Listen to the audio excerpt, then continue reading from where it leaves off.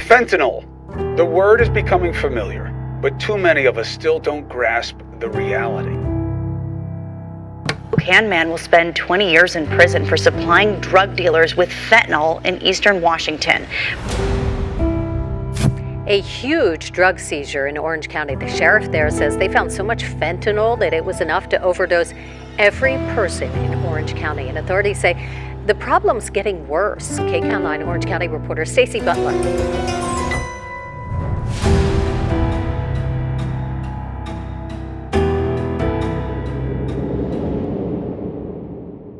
My name's Gretler. I'm from San Diego, California, 33 years old, and I'm a veteran. So growing up, I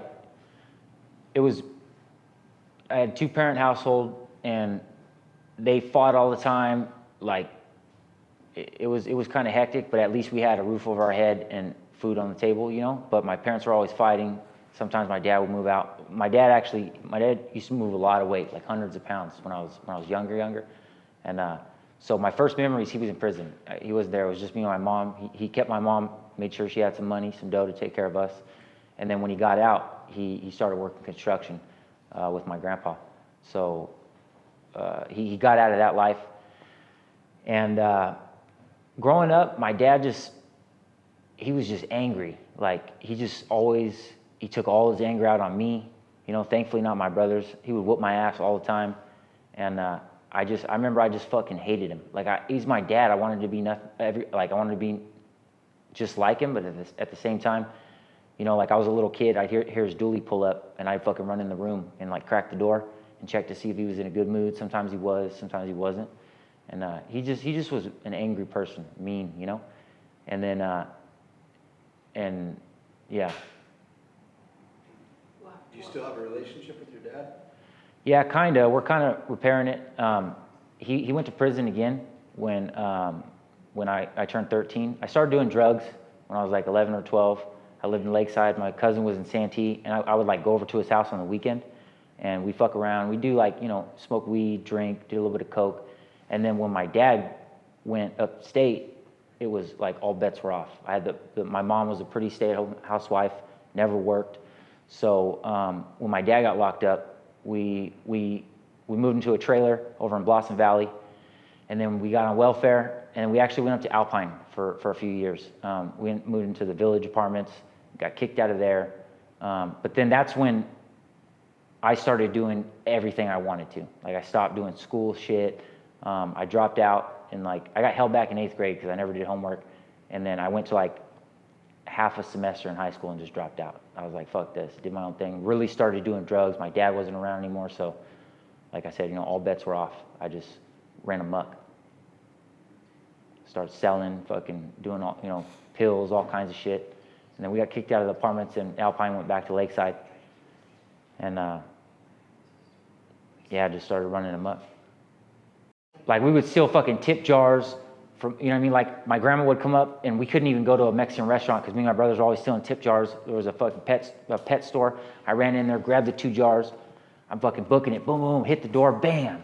The money goes everywhere. Me and the homies are scooping up the cash. We run out, and then it was like $40, and that was a lot. You know what I mean? That was an eighth of chronic back in the day, you know? Yeah. So we fucking, you know, we got some good, we got high that day. It was a good day. And, you know, but my mom, when my dad got locked up, she just fell apart. Like, also growing up, she was on Xanax, and she was always all fucked up. And so it was just weird. Like, up until 13, did a little bit of drugs. My dad went to prison, and fucking, I just started running amok, started selling, you know, all kinds of shit. Pills, started with that, and it just escalated to everything else. And then dropped out of school. My mom kicked me out, went back over to Blossom Valley with my uncle. He was tweaking. All my family was tweaking and shit. It was just normal. And then, like, it was like December, 2 or 3 months of school had started. My uncle's like, hey, why aren't you going to school? Like, I fucking dropped out, homie. I'm not going to school, you know? And so he kicked me out. I went back to the PGs, Pink Ghettos, over in Lakeside with my mom. And she's like, dude, you got to go to school, or I'm going to call the cops every day. So I went back, and I met this recruiter. She was there at El Cap, and she's like, check it out. And I had a cool counselor. Her husband was in the Navy, so she helped me out, hooked me up with the recruiter. All I had to do was like three courses, and then I took the CHISPE. It's like a high school equivalency exam. Took that and joined the Army when I was 17. And that, everybody sees movies, and, I thought, I'm like, fuck yeah, I'm going to do this. This is fucking sick. I had no idea what I was getting into at all. And so joined the Army when I was 17. Still a kid.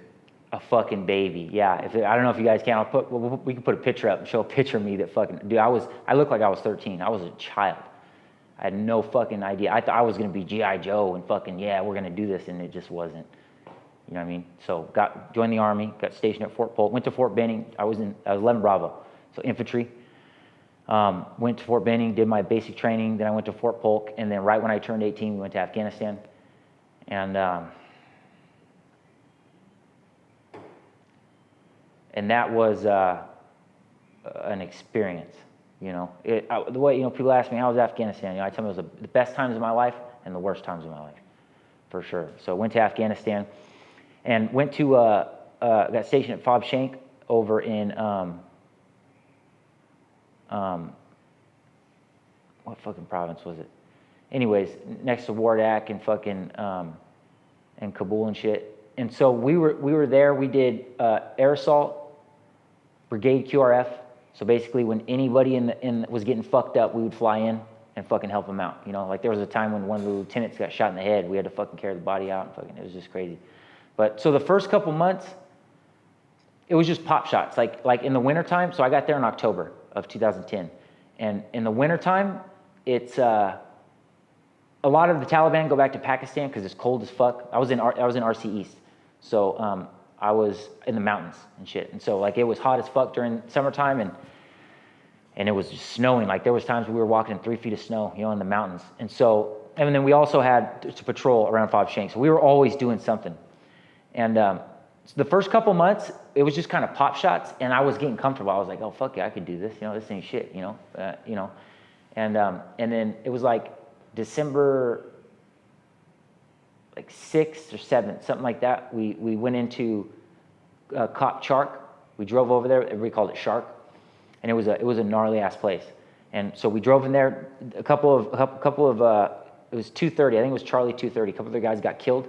So we drove in there, and we were gonna hold down the area of operations, the AO, while they did their proper ceremonies and got their guys out of there, And that was the first experience where I had. So the first couple months were just pop shots. I'm thinking, yeah, I could do this. And then,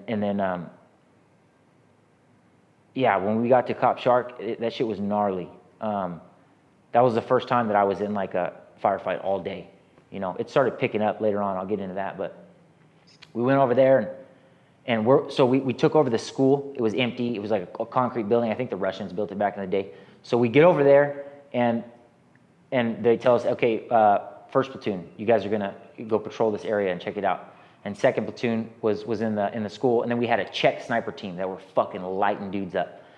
And so, anyways, I remember we're walking, and I was in first squad with Sergeant Beaker. That dude, shout out to Sergeant Beaker if you see this, fucking that motherfucker. I've ran through hails of gunfire for that dude. You know what I mean? I knew if he couldn't get me out of it, I was going. I was going. I was gonna die. So I just trusted him, and I was young and gullible and all that shit, but it worked out. So anyways, we're patrolling this area, and I remember walking through a graveyard, and the graveyards over there, they're just like stones and shit. It's not like fences, and everything is mud walls and mud buildings. They call them calots. They're like basically like square buildings. They have their little vegetables over here, their little garden, their animals, and then like their houses that are mud houses built in. So anyways, we're walking through this fucking cemetery, and there's this mud wall right here, and we start taking contact, and we run over to the wall, and so we're taking contact from the front, and then there's dudes shoot from over here. So then second platoon starts moving on them, but I just remember it was just gunfire the whole time. Like if the round cracks, it's like within a couple feet of you. If it snaps, it's right by your head. And that was just regular shit. We got to the point where we were cracking jokes like, just hit me one through the leg, I want to get out of here, go to Germany, fucking hit the red light district, all the homies that, just dumb jokes and shit. You get used to that. So anyways, I'm right there, and I'm on the Mark 48. It's made for SEALs. They only gave us 2 of them, and it's a light machine gun that fires 308, 7.62. So I'm right there, boom, boom, on the corner, and fucking lighting this house up, and next thing you know, and rounds are just kicking up on this wall, like the dust was hitting me in the face. You know what I mean? Just you just, at that point, I wasn't used to it yet. I was fucking terrified. You know what I mean? And I'm just lighting up, boom, boom, boom, and I hear Miller, I'm shot. And these rounds are just cracking right next to us. And Miller's right behind me, you know? And my whole squad's right here, and we're waiting on fucking second squad and third squad to maneuver on these guys. Second platoon's moving out. The Czech sniper team just, bow, bow, fucking hitting 50 cal rounds. And so we go up there, and fucking we're lighting these dudes up.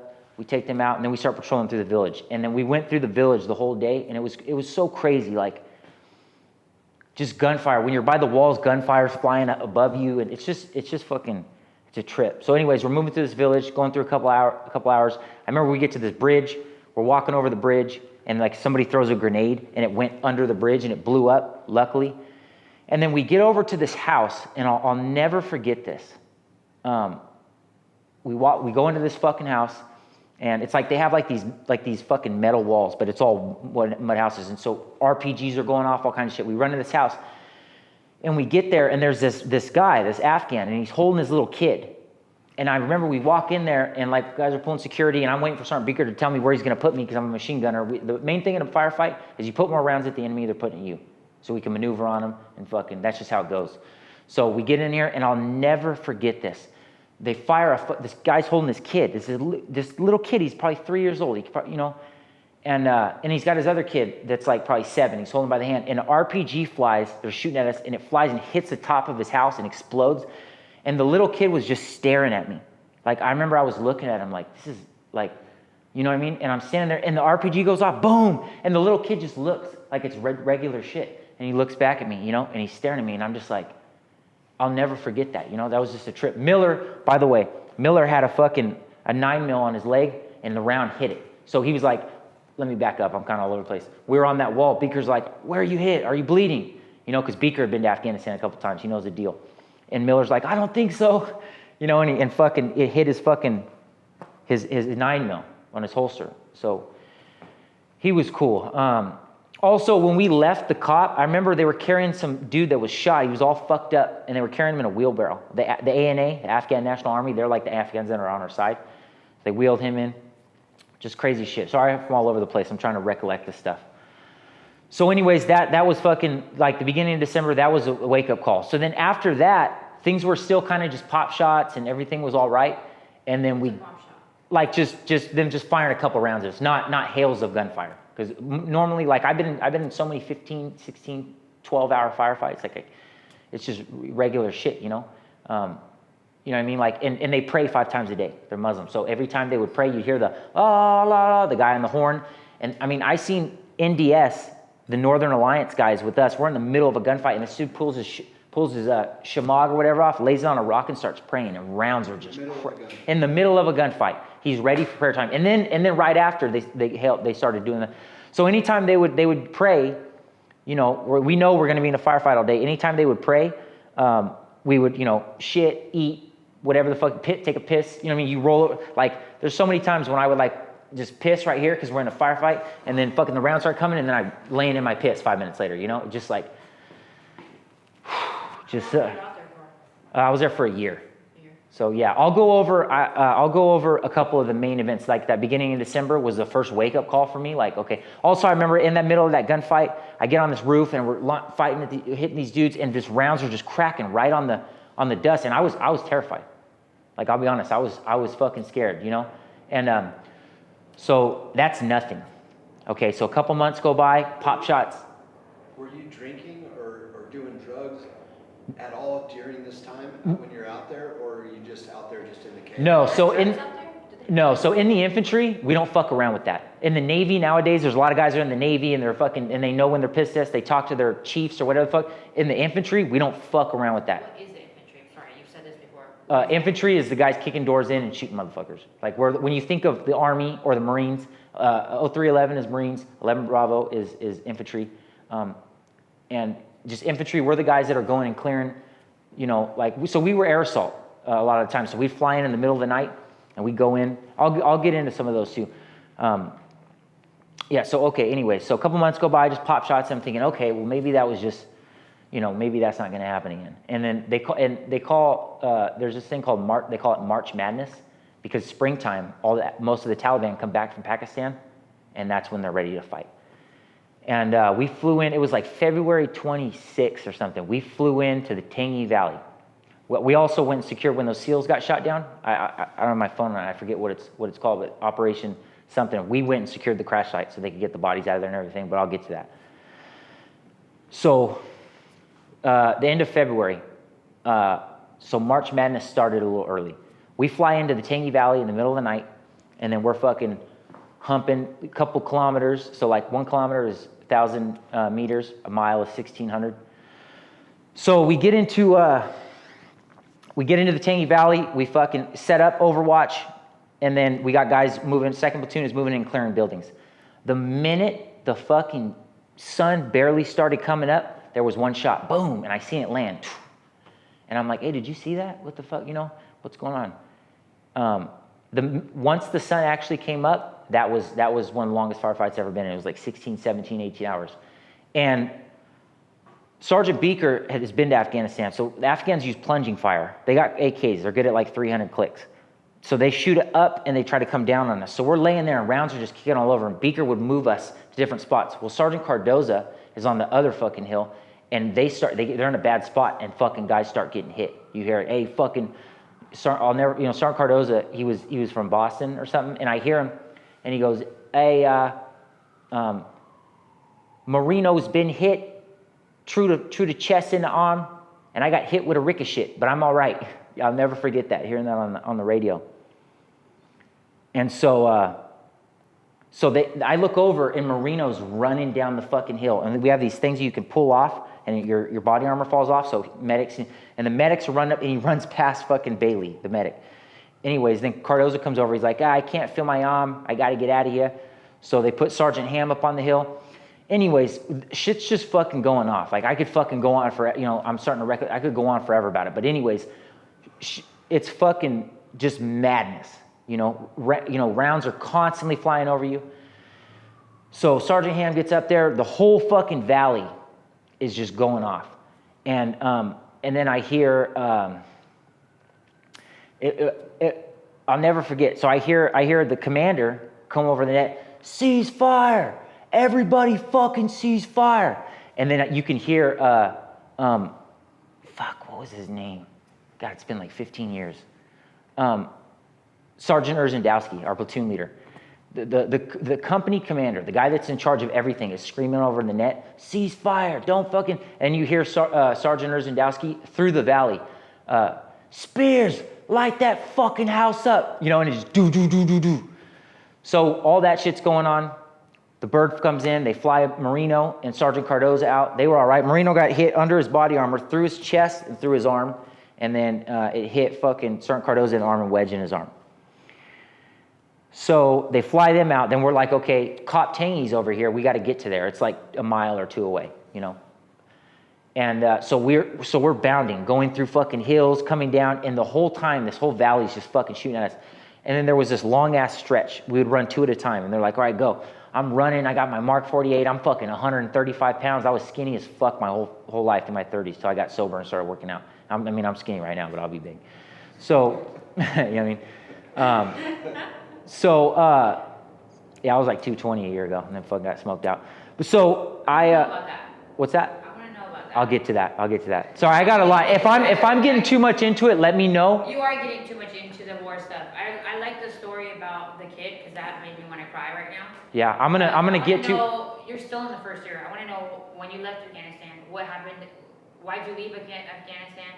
I want to know why you left and then what happened right after you left because we're still in the first year. Right. Okay, so yeah, there was one more, really bad firefight where fucking, 4 of our dudes are getting hit and fucking this, and that was in the Chalk Valley. And Chalk Valley and Tangi Valley are the worst places. So we do that. We go. I'm running, bounding. Rounds are kicking up around me. There's another time when I'm fucking green zone. Trees are bad. I'll get to that real quick. I just want to cover this. I'm in first squad, first platoon. I'm in the front. So Beaker comes over the hill. We fly it was objective FAR, some guy we're trying to get. Beaker comes over the hill. Then Sailor comes over the hill. Then I come over the hill and I see nothing but green zone and my fucking heart drops. I'm like, okay, I'm going to die. Like, this is it. this whole wood line starts lighting up on us. Boom, boom, boom. I see, like, you see cartoons where they hit all around you. Like, that's what was happening. Like, it's just a God thing. Like, I'm so, you know, God has a plan for me. And so I'm trying to figure that out. So, I'll wrap this up. I just want to cover, you know what I mean? So we fucking, yeah, that was just crazy. I remember the Warthog coming in. I didn't know that it was coming in, and it just fucking smokes a bunch of dudes, and it scared the fuck out of me. So we get out of there. We fly our guys out of there, got shot. Then SEAL Team 6 gets shot down. We were on standby for the Rangers. SEAL Team 6 gets shot down. Rangers go in there. We got to fly in during the day, and we're bounding to get to the fucking house. We took over 2 culottes. Snipers fucking hitting us the whole time. Then our 230 hits their sniper. He comes up to the house, and I remember my first sergeant, they knock on the door. He opens the door, and fucking he's like, what the fuck? The dude was shot. We shot him. And he's like, fuck that. Kicks him out, you know, find another house. Okay, so I'll wrap up Afghanistan. There's a lot more shit. I'm not going to get into it. Oh, I'm sure there is. There's the two big points. There's 2 things that really fuck with me. Okay? We fly in the middle of the night. We're gonna take over Overwatch because they're bringing in guns to the Chalk Valley. So we fly in, and they say, hey, all the military age males are dipping out of the house. We're like, okay, they don't fuck with us at night. We got nods. We got fucking Apaches. We'll fucking kill you. So, so anyways, they come over the net. Hey, you got 1 military age male moving towards you. We're like, is he armed? Yeah, light him up. So we killed this dude that we thought was a dude. We get set up, sun comes up, we go do a BDA, and it's a woman. Pieces of her skull are all over the place. She's got, I mean, excuse my language, she got 1 tit, a leg, and fucking skull pieces are everywhere. They fucked her up. The shells that actually hit me, I got burn marks. And that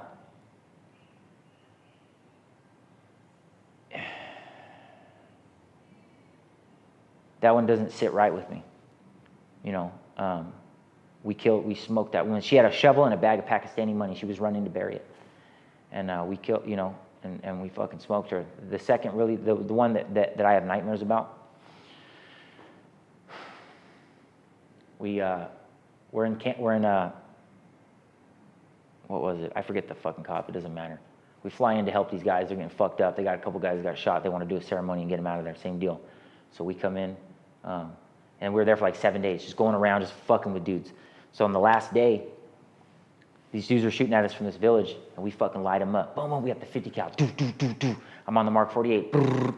And we're like, fuck yeah, we got him. You know what I mean? Everybody's fucking grab the MRE, munch real quick. Now it's the last day, we're going to dip out. Well, the elders come up. And the elders come up, and they say, you know, you guys shot a 7-year-old girl. And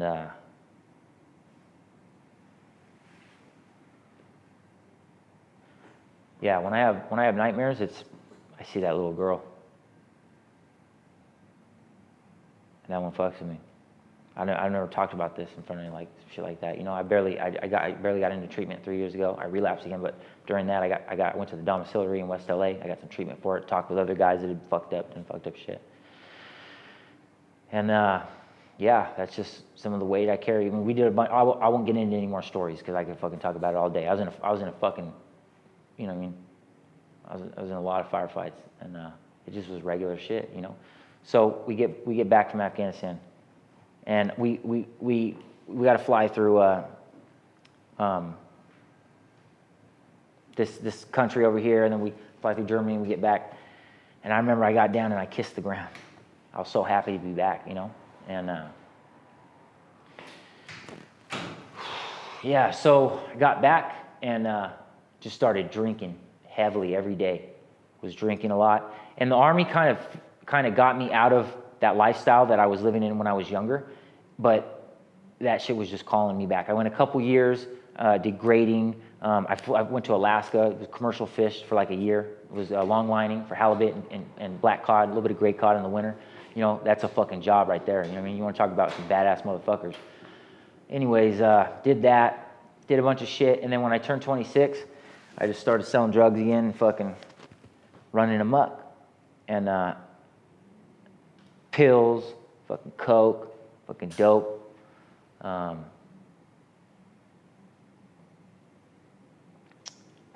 Why'd you leave the Army?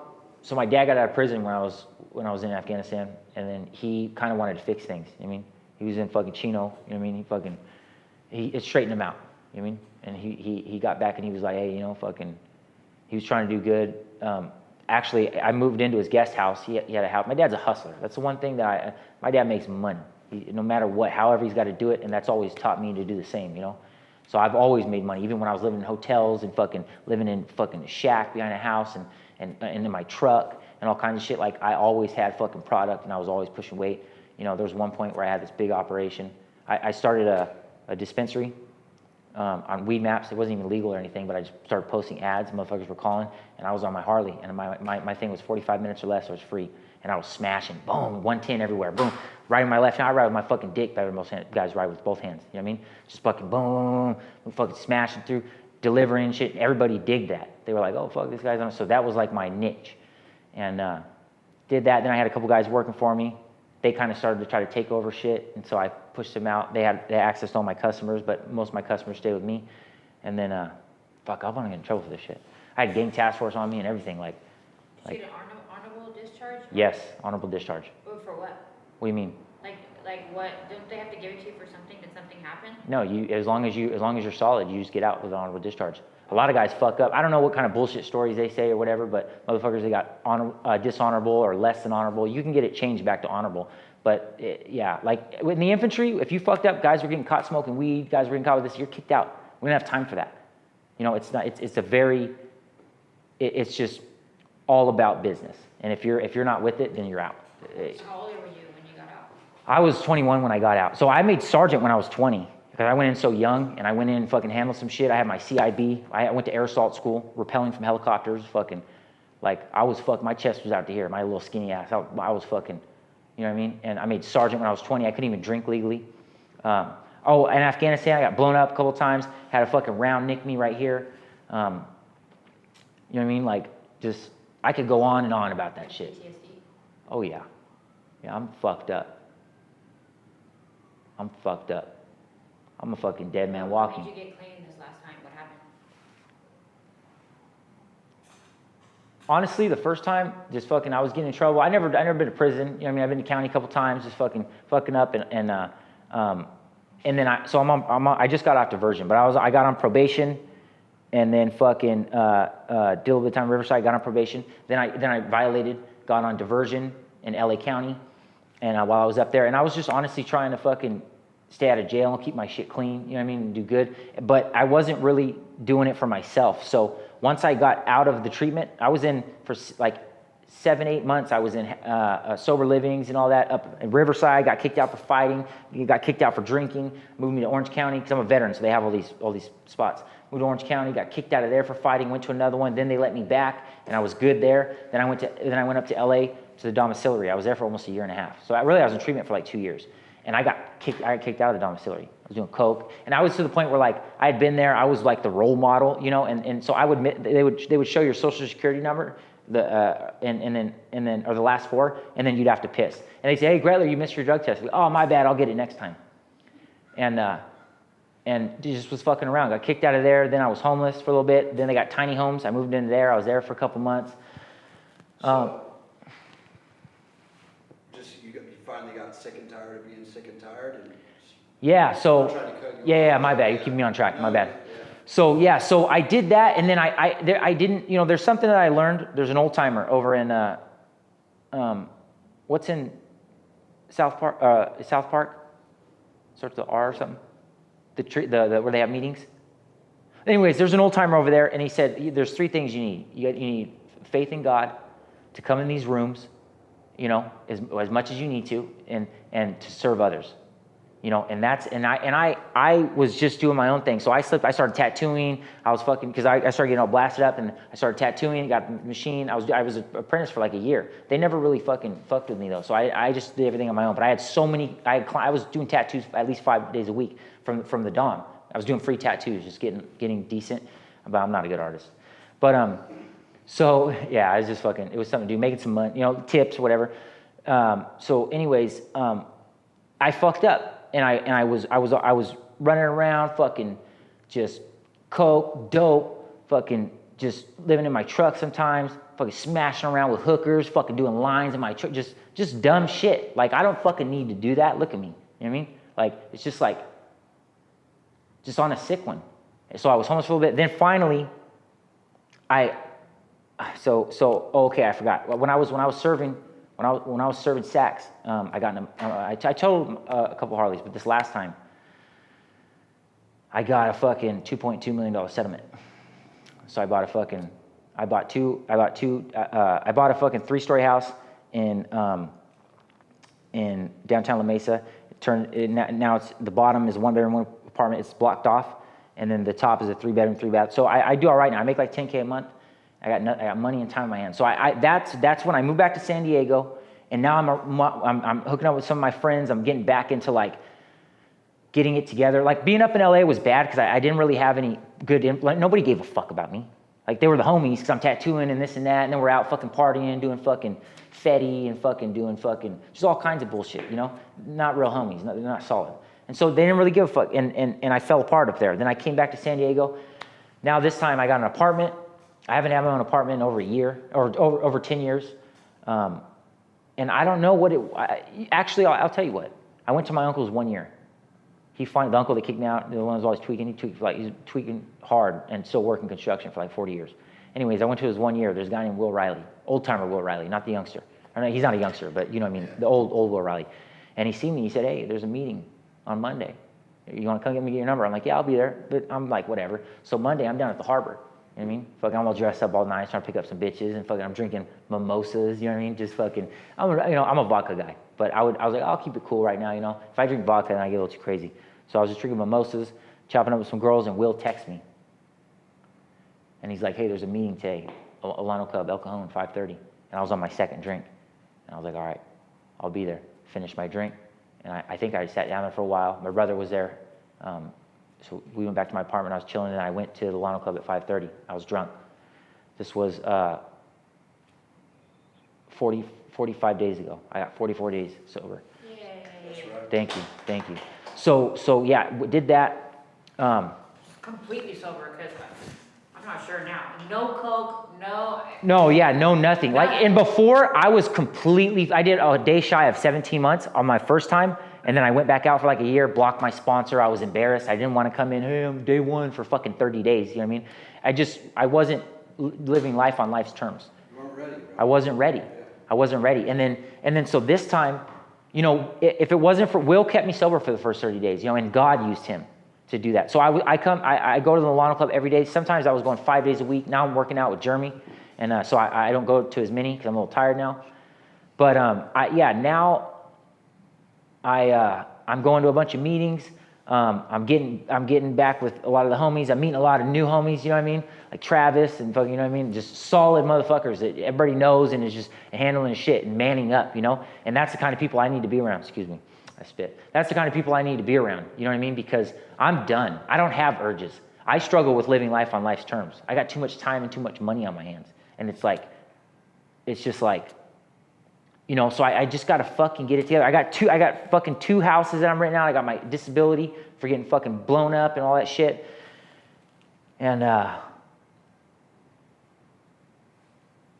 yeah, I'm just done. You know, I want to fucking. What's your dreams? Like, what do you want to do? I want to start a family. I got this girl that I'm talking to that I was fucking up big time. She's solid. She's got a kid, but, you know, so I'm kind of either gonna fix that or I don't know what the fuck. I know Mariah, you're gonna see this. I love you, girl. Yeah, and yeah. Fuck it. You know what I mean? And I'll see how that goes because I know I'm gonna be a good dad. You know what I mean? I love kids. There's 3 things I don't fuck around with. You don't touch girls. You don't fucking fuck with kids. You don't fuck with animals. I don't give a fuck who it is. If shit goes down like that, we'll run it. It's fuck. Period. That you know what I mean? So, anyways, I'm sorry. I'm fucking getting all over the place. So, so now I got fucking 44 days. I got my apartment. I got a program. I was doing burpees every morning again. You know what I mean? A little bit of shit I learned from the little time in county I spent doing burpees, pull-ups, and fucking just programming. And my dad always told me too. You know what I mean? He was in fucking Chino level 4. My dad's a gangster. And he told me you got to have a program. Whatever it is, you got to have a program. So now I got a program, and I started taking my sleep meds again. which is good. That way I could fucking, it's good for working out. But when I don't like taking them because when I have that nightmare, those nightmares, I don't wake up from them. And Are you doing therapy? no, I need to get back into You should be therapy. doing therapy. I know. I need to You're get back in. wrong. I need to go back into therapy because I'm messed up. Excuse my language. No, I understand. Yeah. I can tell talking about that. It's hard. I'm a dead man walking. And I need to just, you know what I mean? We killed a lot of guys in Afghanistan, and I don't even trip on that. Is what it is. They were every time they shot us first, you know. What I suffer from, and I talk to some of my buddies, and they don't, you know. Shout out to Lav, you fucking saved my life 2 times, homeboy. I love you, you know. And Regal, and yeah, I need to get therapy. I just graduated diversion. I fucking violated. I beat some fool up down in fucking. But they didn't press charges yet, so I was able to graduate diversion. Thank God, because that's when I was drinking. That was like one of the final days. So, anyways, yeah, I'm just trying to get it together, but I'm done this time. You know, I don't have urges. I struggle with living life on life's terms and being honest with myself. That's fucking gangster shit. I don't give a fuck what war you've been in, what prison you've been to. Fucking living life on life's terms is fucking. That's where it's at. You know what I mean? That's how that. You know what I mean? 100%. Being honest with yourself, which I'm not 100%. I'm working on that. You know what I mean? And I don't want to face these things. I used to bury them with fucking Fetty, fucking coke, fucking dope. I did everything but heroin. You know, and OD'd twice on Fetty. You know what I mean? I got fucking. I still got Narcan in my place. When I was living in my apartments in LA, guys were boom, boom, boom, hey, Narcan. And I was a Narcan guy. You know, I go and fucking hit. I saved a couple guys at the Dom too. They're all fucked up. But you know what I mean? And just so I'm just done. I want to get my shit together. I want to start a family. I want to have kids. I want to do good. I want to live a good life. I want to set an example. You know what I mean? I want to get into you guys are doing great with what you're doing. I want to get into that. Turn my houses into that. When interest rates go down, I'm gonna buy another fucking house. You know, I got a fucking brand new F250 Lariat paid off. You know what I mean? Hey, none of that shit matters though. Right. You know, me and you have had some real conversations, you know, not to interrupt your No, right yeah. now, You're right. You already know, like, I got love for you, bro, and we barely know each other. Right. We come from the same neighborhood, the same shit. You know a little bit about me, you know, and none of it matters, dog. Yeah. Not a house, not a car, none of it. We got to work on ourselves internally. We got to help others. Right. And you know what I mean? And that's the example of me not being honest with myself, running my mouth like that. Yeah. It's like, you know what I mean? And then that's good. I got homeboys like you now, you know, and we just met, you know what I mean? But like, even like that, you just, you know, hey dog, that shit don't matter. Fucking, you know what I mean? And that's my ego. That's my ego fucking pumping up, you know what I mean? Because there's been times when fucking I hated everything. I still got hate in my heart. When I fucking hated everything, I didn't give a fuck, you know? And I want to. I've never given a fuck about myself. I'm somebody I'll die for my homeboys, but I don't give a fuck about myself. I don't love myself. I'm learning to do that. It's a struggle. It is a struggle. Yeah. What's your relationship with God like today? Because I know you showed up to church with us too, and you know, me and you have had some conversations about God. So, you know, you're here for a reason. You know. Yeah. You're fighting these demons for a reason. Yeah. God has me exactly where He needs me, and I'm so thankful that I'm Christian. You know, I believe that Christ. But whatever, as long as you have a God of your understanding, He'll keep you accountable when you don't keep yourself accountable. That's what I think is important. You know, I've always known when I fucked up, even when I'm like in blackout mode, not giving a fuck. Once I get sober, I remember all that shit, and it's like I gotta, and then I gotta address it, like level 4 on the steps. I just started my steps. I'm about to get on 4, and you know, just like you said, just none of that shit matters. What's about getting my heart right and getting right with God, and I have a great relationship with God. I didn't go. You invited me the last Sunday. Also, I went to another church that my homeboy had already told me to, asked me to go, and so you know, I went over there. But I'm gonna go next Sunday. I got that locked in. We're gonna go, and yeah, you know, I just try to be here and serve others, you know, how I can, and I'm trying to turn myself into a right man and set the example. That's what I want to do. That's my goal, and start a family. You know, have some kids, have a little Cole running around. You know what I mean? Fucking, yeah. It's really hard for people to do that without going to treatment first. I do need to. You're 100% right. It's the odds are stacked against you, but you can do it. I've seen people do it. You know, you have to get a sponsor. You have to start doing the steps. Yeah, I got a sponsor. Yeah. Yeah, and he fucking like. Who's your sponsor? Will Riley, love you, but we kind of weren't fucking around with it. I went over to this old timer today. I sat down with him for an hour. Different. Old timer, Will Riley. Oh, okay. He's cool. He's solid. I started my steps with this other old timer, and I did them today. I did the first 3. He was like, "Hey, sit the fuck down. Let's fucking do it. You really about this? You know what I mean?" And I was like, "Yeah, homeboy, let's do it." You know. And it was just it was like I've been in the army again. Like I got fucking first sergeant telling, "Hey, get the fuck." That's how I operate. We need that. 100%. Yeah. 100%. That's why I'm a drill sergeant. Yeah. No, and I could tell, like, I love just being around you because you know what I mean, you'll you know, and you too, and I just met you today. I met you like, you know, a week or 2 ago, and it's like that's what I'm trying to surround myself with to get my shit right. And you know, you are who you surround yourself with. You know what I'm saying? You hang out with a bunch of motherfuckers, a bunch of junkies, you're gonna fuck up.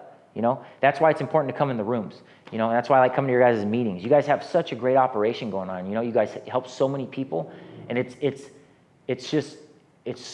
fucking awesome. You know, you guys set the example, and I look up to both of you. You know what I mean? I'm gonna get there. You know what I mean? I just gotta, like you said, I need therapy, and I switched from the VA from LA down to here, so I get my primary in December, and I'm gonna lock in therapy. So in the meantime, I just, you know what I mean? God has you exactly where he needs you to be. He gives his toughest battles to his toughest warriors. You know, when you're going through hell, just keep going. You know, you'll like when I was younger, like, okay, I can't believe I skipped this. So my dad, I hated my dad. When he went to prison when I was 13, the weight of the world was lifted off my shoulders. Then I ran amok, did whatever I wanted to. When I was 15, my mom fucked my homeboy. And that let me tell you something, I had such a good relationship with my mom. My mom always, the good thing about me, my mom always showed me she loved me. I've always been loved. But when that happened, I died inside. Like, let me tell you something. She was everything to me. I couldn't even talk about it until I was 25. I'd break down crying like a fucking little kid. You know what I mean? It destroyed me. To be honest with you, the army wasn't shit when I got to that. I wasn't tripping. I'm not a dead man walking from the army. I'm from my mom fucking me up. My mom was everything to me.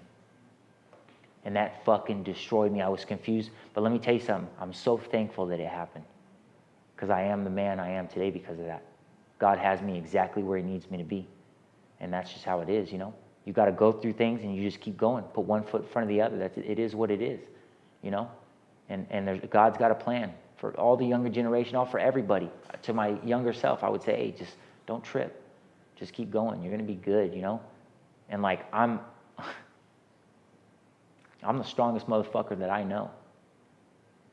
I've been through fucking, and it ain't nothing. You know what I mean? I'm scared for you. I'm scared for you. I'm a dead man walking. Yeah, you can see it in my eyes. You have to really buckle down because Yes. this is, you're in the first month and a half of your recovery, but it's, You're doing the right things though, and you're hanging out with the right people. Yeah, thank you. You know, I mean, I'm trying. everyone needs a little bit of healthy fear, dog. You know, and the reality is, most of us don't make it. I mean, Right. you know, It's like 1 in 10 or something. I think it's less than that. Yeah, Just yeah. the fact that I'm sitting here, man, like, it's insane to me. But let me tell you, like, I've had to put in some work, you know, and for the amount of work that I've put in, like, which is fucking little, bro, because I'm fucking hard-headed and I don't want to do shit either. But my whole life it's undescribable, you know. And you know a little bit about me, you know, just because of the neighborhood we grew up in. Yeah. And like, it ain't easy, bro. It is not easy, but it is possible. But we have to put in work. And just the fact that you're here means something. The fact that you're going to church, bro. God is pulling on your heart, dog. But Yeah. it is so easy to walk away from it. I've done it 100 fucking times. And just like what you're talking about, you need to hang around the right people, the right situations, do the right thing, and God will open doors that you never even thought were possible. That family that you thought wasn't possible, that will happen. That business plan that you have, you know, something even bigger will happen. I'm telling you, man, but it's gonna take some hard work, bro, and you're gonna go through some fucked up situations. Yeah. We all do, you know. Let me tell you something, Travis. I'm done, and I could say it all day, but I'm gonna show you, homeboy. I'm gonna do this. You know what I mean? Yeah. Who's your sponsor again? Will Riley? Will Riley, the old timer Will Riley. Yeah. Very good. I cried. Let's end it with what makes you happy today. Serving others. Say it in a full sentence. You know, whenever anybody needs a hand, if I can help, I'll be there. You know, and here's the thing: I'm a very generous person. I've had nothing. I've been on my own mentally since I was 15. I used to work at the Lakeside Steakhouse dishwashing. I made sure my brothers had a Christmas tree and presents one night because my mom drank all the money away. You know what I mean? I've had nothing my whole life, and so I love helping others. It's almost selfish because you feel so good from it. That's what keeps me going, you know. And you know, if they need to talk, if they need a ride, you know what I mean. If they got shit going on and they're making money, I mean, I'll loan a little bit. You know what I mean? Motherfuckers go, hey, can I borrow? Fuck no, dude. The fuck, you can't even fucking manage your own shit. How the fuck you gonna pay me back? You know what I mean? Fuck, get the fuck out of here. But homies that got their shit together, I'll help them out with a little something here and there. You know. And here's the thing. Here's the thing about being generous is you find out who people really are. If somebody burns me, all right, that's on you. You just lost a fucking solid homeboy. I'm not tripping. You know what I mean? I'm not gonna go whoop their ass and catch another case and fuck up. You know what I mean? That's is what it is. You know what I mean? I'm done with that lifestyle. I'm done. I just, yeah.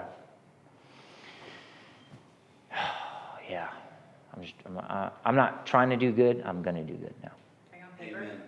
What's that? Are you on paper right now? Like, I'm on probation in LA County. I just graduated diversion. I got off probation in December. Beautiful. Yeah, so I've been a good boy. You know what I mean? I know that you're done, but you know it's gonna come a day where like this real life gets really hard, and then that life is gonna look easier. So you just have to make sure that you really connect with the right people that will be there for you. You know. And that's what I'm doing right now. Good. You know, and it's so easy to slip out, but you know, I could say it all day. I'm done, but I'm just gonna show you guys. Good. I mean, I'm not, and if you guys need anything, I'm here for you. You guys are solid, as solid as it comes, you know, and fucking. I got faith in you, dog, and I'm proud of you for doing this. Thank you so much. Thank you guys so much. I mean, I really feel like a little bit of weight got lifted off my shoulders. I feel good saying some of that. I've never said, this is gonna be on the internet. Motherfuckers are gonna see how fucked up I am now. The whole world can, you know what I mean? But it is what it is. You know, I made my choices and I did what I did, and I'm so thankful. God has me exactly where He needs me to be, and I'm happy for that. You know what I mean? And I love God, and I talk about God in the meetings all the time. You know what I mean? I love being the first one they call on, and I talk. You know what I mean? It shuffles all the spiritual motherfuckers. You know, I said some shit last night. I was like, yeah, God, I'm Christian, this, that, and this girl's like, yeah, I heard that, you know, religion is for people that fear hell, and spirituality is for people who've been through it. Like, bitch, what the fuck are you talking about? You know what I mean? Like some little ass 21-year-old girl saying that shit. Like, what the fuck? Get the fuck out of here. You know, that's just people that can't face their own shit and take accountability. It doesn't matter what God you have. I trust people by their heart. As long as you have a God of your own understanding, like it says in the book, you're good. You know, and judging other people. You know, I never say it to try to, you know, I don't know. But I'm done. I'm ready to do this.